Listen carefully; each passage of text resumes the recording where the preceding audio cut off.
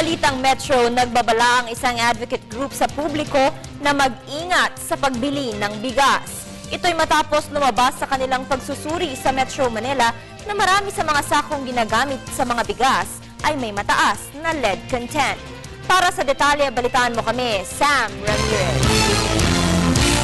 Isang public health advocate group ang nagbabala hinggil sa mataas na lead content na matatagpuan sa mga sako ng bigas na ibinibenta sa mga palengke at tindahan sa Maynila.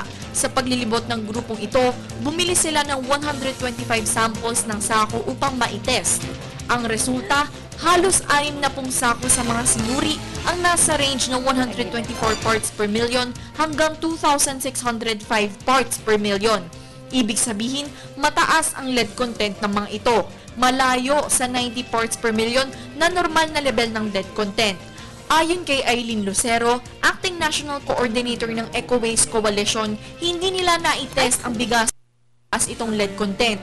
Ngunit sa kabila nito, di lamang sa labas na bahagi ng sako nakitaan ng mataas na lead content.